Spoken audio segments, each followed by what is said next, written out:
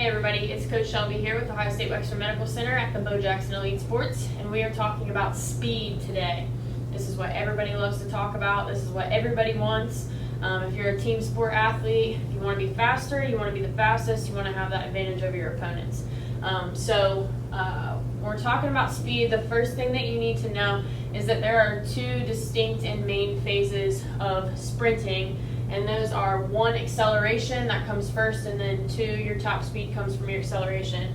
Acceleration is most important for our team sport athletes. So if you're someone who plays lacrosse or basketball or even football, that acceleration phase is really important to you. That first 10 to 30 yards where you're really gaining speed is important and is where you spend most of your time sprinting. You don't spend as much time in that top speed phase, although that is really important as well. So when we're talking about what these phases should look like, your acceleration phase, get on YouTube and Google slow-mo sprint starts, okay? Your best sprinters in the world are at about a 45-degree angle when they're accelerating, okay? They are driving their legs, their ankles, knees, hips down and back into the ground. And that's what you want your near accelerating, is to drive all of that force that you have back and down into the ground to propel yourself forward. All right, so when you're accelerating that first 10 yards, maybe it's 20 for you before you really feel like you can get upright and sprint at top speed.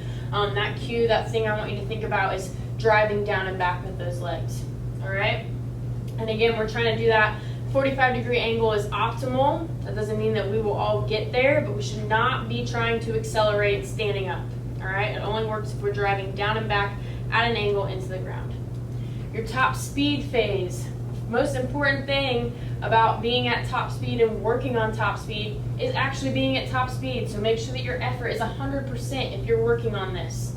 All right. A couple other notes, there are a lot of mechanical things and form that goes into top speed sprinting, but a couple important ones. We do want to make sure that we have a strong ankle, okay? Think about yourself as striking the ground, not as you meeting the ground or the ground meeting you. You are striking against the ground to make yourself go faster, maintain your speed.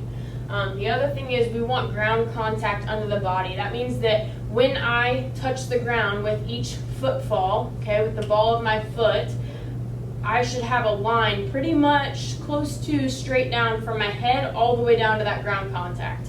You should not be contacting the ground out in front of your body or behind in top speed, okay? So how do we work on these things and how do we run fast? As silly and as simple as this sounds, this is what it takes.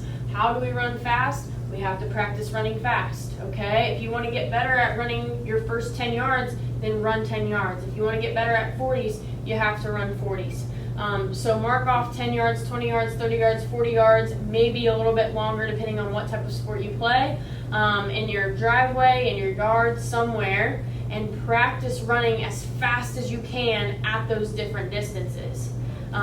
It's also really important to make sure that your rest time is appropriate. So if you are out of breath and tired and fatigued, you are no longer working on acceleration and top speed. You are no longer working on sprinting, you are conditioning. All right, we have to give our body enough time to rest and recover before we do that next sprint in order to work on speed. A really simple rule to follow is for every 10 yards you sprint, take 30 seconds or about 30 seconds of rest. So if I run a 20-yard sprint, a minute in between ensures I have full rest. If I run a 40-yard sprint, about 2 minutes in between ensures that I have full rest and that I'm actually working on speed during my workout. You can also use our speed warm-up any and every day, even if you're not going to work on sprinting.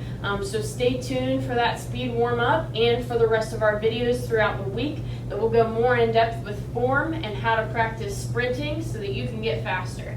Make sure that you follow us on Instagram and subscribe to our YouTube channel at BJES